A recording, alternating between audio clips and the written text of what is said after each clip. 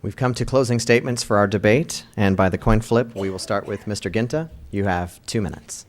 Well, thank you very much, Congresswoman Shea-Porter, for being here and joining us to talk about how we can improve the challenges that we have come under over the last 4 years. Ladies and gentlemen, we have a country that is going in the wrong direction because of policies that are intrusive and invasive in our personal and business worlds.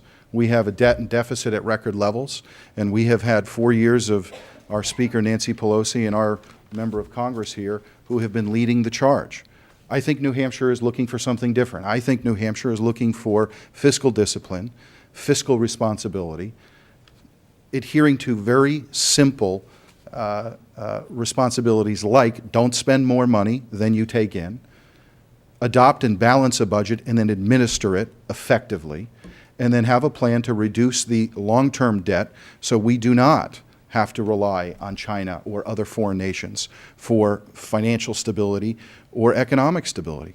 We are at a crossroads in our country, and I believe most people in New Hampshire are looking for a different perspective.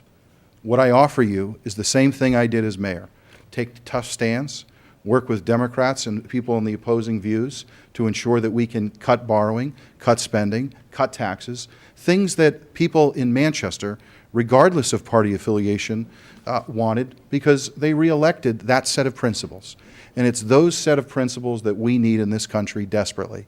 I ask for your support on November 2nd, and I ask for your ability to make your vote count in changing what is a great nation, and it can be greater. Thank you all very much for being here this evening. Mr. Ginta, thank you. Congresswoman, 2 minutes. Thank you. And again, it's interesting that Frank Ginta just thanked me for joining us. It's his way of saying things. Actually, both Frank and I joined here, and so I want to thank you and thank the Institute for the invitation. But I think it's important to say that that wasn't even exactly straight, the way he acted as if I had joined him. And this is the kind of talk that makes me uneasy, and I hope it makes everybody else think about it as well, that we have some very important issues here, and I have tried to get him to answer them directly, and he won't. He simply won't. He just keeps talking about cutting government and smaller government. Who could possibly be for big deficits, except maybe the former Republican leadership when they said deficits don't matter? Who could possibly be for risking the middle class in this country, except for the previous administration who didn't oversee Wall Street? Who could possibly be for cutting out services that are essential to the country's smooth functioning? I actually don't believe even Frank is against the sort of things there. They're the talking points for the Washington Republicans, and I hope the New Hampshire Republicans are not fooled by this.